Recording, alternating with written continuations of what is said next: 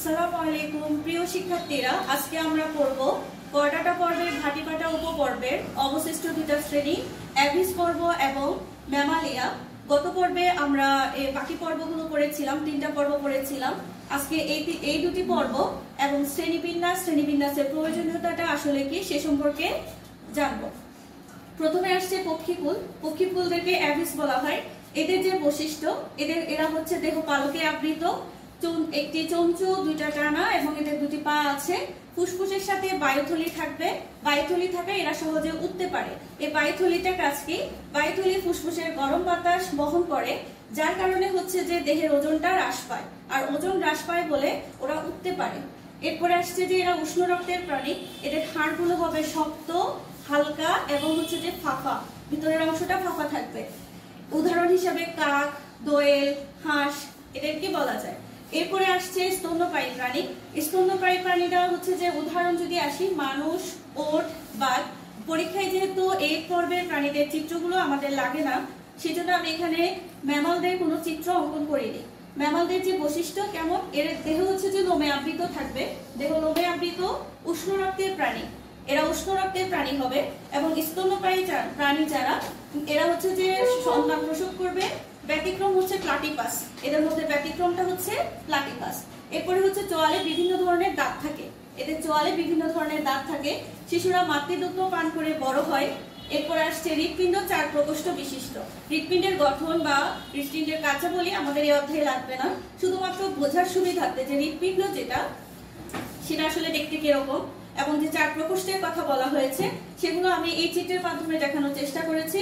এই যে বাম অলিন্দ, বাম নিলয়, ডান অলিন্দ, ডান নিলয়, এই যে 4টা প্রকোষ্ঠই নিয়ে হচ্ছে যে এদের হৃৎপিণ্ড গঠিত। ত্বকে বিভিন্ন গ্রন্থি আছে। গ্রন্থি সম্পর্কে আমরা গত ক্লাসে পড়েছিলাম। গ্রন্থি হচ্ছে মানবদেহের বিশেষ ধরনের অঙ্গ, যেগুলো অশ্রু, লালা, বিভিন্ন ধরনের উৎসেচক পদার্থ বা দুধের মতো পদার্থগুলো নিঃসৃত করে। গ্রন্থি 2 রকম ছিল, অন্তঃক্ষরা গ্রন্থি এবং বহিঃক্ষরা গ্রন্থি। অন্তঃক্ষরা গ্রন্থি নালীবিহীন ছিল, বহিঃক্ষরা গ্রন্থিগুলো নালীযুক্ত ছিল। এই যে ত্বকে, এদের ত্বকে ম্যামাল যারা, তাদের ত্বকে এই বিভিন্ন ধরনের গ্রন্থি থাকবে। এরপরে আসছে উদাহরণ তো আগেই বলেছি, মানুষ, ওট এবং হচ্ছে যে বাঘ। এই হচ্ছে আমাদের পুরো বিশাল প্রাণী জগৎ, যেটা ম্যামালিয়া থেকে অ্যানিমালিয়া থেকে শুরু হয়েছে। তারপর 9টি পর্বে ভাগ করা হয়েছে। বহুকোষী প্রাণীদের 9টা পর্বে ভাগ করা হয়েছে। প্রথম 8টা ছিল হচ্ছে যে অমেরুদণ্ডী প্রাণীদের পর্ব। শেষের একটা হয়েছিল যে মেরুদণ্ডী প্রাণীদের পর্ব।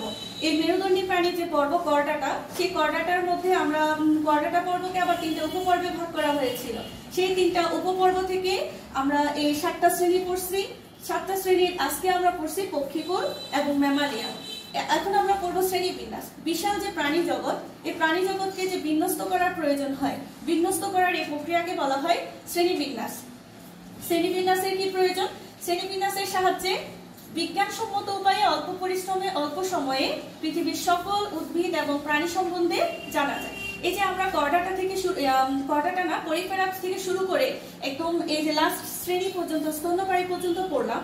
এই সকল প্রাণীকে যখন বিন্যস্ত করা হলো, একই সময়ে বিভিন্ন প্রাণী সম্পর্কে তথ্য জানা গেল। এটাই বলছে যে শ্রেণীবিন্যাসের সাহায্যে অল্প সময়ে অল্প পরিশ্রমে পৃথিবীর সকল উদ্ভিদ এবং প্রাণী সম্বন্ধে আমরা জানতে পারবো।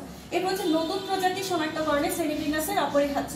একটা প্রাণী যখন আমরা নিয়ে আসবো, তাদেরকে, সে কি মেরুদণ্ডী যদি হয় তাকে আমরা প্রথম 8টা পর্বে রাখবো। সে যদি মেরুদণ্ডী হয় তাকে আমরা করডাটা পর্বে রাখবো। সে যদি অমেরুদণ্ডী হয় আমরা পরিফেরা থেকে একাইনোডার্মাটা যে পর্বগুলো পড়েছিলাম সেখানে রাখবো। তাদের যে বৈশিষ্ট্যের সাথে মিলে কিনা আমরা সেটা টেস্ট করতে পারবো। তো এটাই বলছে যে নতুন একটা প্রজাতি শনাক্তকরণে শ্রেণীবিন্যাসটা আসলে অপরিহার্য। প্রাণীকুলের মধ্যে যে পারস্পরিক সম্পর্ক আছে, যে তাদের আমরা যে মিল অমিলগুলো করেছিলাম, কনভিকথিসের সাথে অস্ট্রিকথিসের কি পার্থক্য ছিল, অ্যাবিসের সাথে র্যাপটেরিয়ার কি পার্থক্য ছিল, এগুলো নেমাটোডার সাথে অ্যানেলিডাদের এদের সম্পর্ক কি, তারপর কৃমিদের পর্ব কারা, এই যে আন্তঃসম্পর্কিত, এটা আমরা জেনেছি শ্রেণীবিন্যাসের মাধ্যমে। তো এখানে বলছে প্রাণীকুলের মধ্যে পারস্পরিক সম্পর্কের ভিত্তিতে তথ্য উপাত্ত পাওয়া যায়। ধীরে ধীরে প্রাণীকুলের মধ্যে যে পরিবর্তন ঘটছে সে সম্পর্কেও ধারণা পাওয়া যায়। কোন প্রাণীর মধ্যে কোন পরিফেরা থেকে নিডারিয়ার পার্থক্য কি, নিডারিয়া থেকে প্লাটিহেলমিনথিসের পার্থক্য, তার পর্বে যে একাইনোডার্মাটা সেগুলোর কি পার্থক্য, বা মলাস্কের সাথে তাদের পরস্পরের কি পার্থক্য, এরপরে যে কর্ডাটা আসলো, এই যে ধীরে ধীরে যে প্রাণীগুলোর মধ্যে যে পরিবর্তন ঘটছে সেটা কিন্তু আমরা এই শ্রেণীবিন্যাসের মাধ্যমে দেখতে পাচ্ছি। অসংখ্য প্রাণীকুলকে একটা নির্দিষ্ট রীতিতে বিন্যস্ত করে একটা গোষ্ঠীভুক্ত একটা অ্যানিমেলিয়া জগতের মধ্যে নিয়ে আসা গেল। প্রাণীদের মধ্যে মিল অমিলের ভিত্তিতে পরস্পরের সম্বন্ধ আবিষ্কার করা যায় এবং প্রাণী সম্পর্কে সামগ্রিক ও পরিকল্পিত জ্ঞান অর্জন করা যায়। এই হচ্ছে শ্রেণীবিন্যাসের প্রয়োজনীয়তা। শ্রেণীবিন্যাসে যে একটা বিষয় লাগছে, যেটা গুরুত্বপূর্ণ যে ধাপ কয়টি, শ্রেণীবিন্যাসের ধাপ হচ্ছে 7টি। জগৎ পর্ব, শ্রেণীবর্গ, গোত্রগণ, প্রজাতি, এই 7টি ধাপ পরীক্ষার জন্য খুবই গুরুত্বপূর্ণ। পরীক্ষায় গ বা ঘতে আসার জন্য একটা অনেক গুরুত্বপূর্ণ প্রশ্ন এই শ্রেণীবিন্যাসের প্রয়োজনীয়তা। ক বা ঘতে আসবে যে শ্রেণীবিন্যাস কাকে বলে ব্যাখ্যা করো, সেক্ষেত্রে আমাদেরকে এতটুকু লিখলে হবে শ্রেণীবিন্যাস কাকে বলে, ধাপ কয়টি এবং কি কি গুলো লিখলে হয়ে যাবে। আর শ্রেণীবিন্যাসের যে প্রয়োজনীয়তা তখন আমাদেরকে পুরোটাই লিখতে হবে। এরপরে আসবে একটা প্রাণীর থেকে একটা প্রাণীর পার্থক্য, তাদের বা পরস্পরের মধ্যে কি সম্পর্ক, এগুলোই। এই হচ্ছে সবকিছু মিলে আমাদের হচ্ছে যে প্রথম অধ্যায়। আজকে আমাদের এই প্রথম অধ্যায়টা শেষ হলো। আশা করছি সবাই প্রত্যেকটি ভিডিও ভালোভাবে দেখেছো এবং ক্লাসটি বুঝেছো। আগামী ভিডিওতে ইনশাআল্লাহ আমরা দ্বিতীয় অধ্যায় শুরু করব। সবাই ভালো থাকবে। আল্লাহ হাফেজ।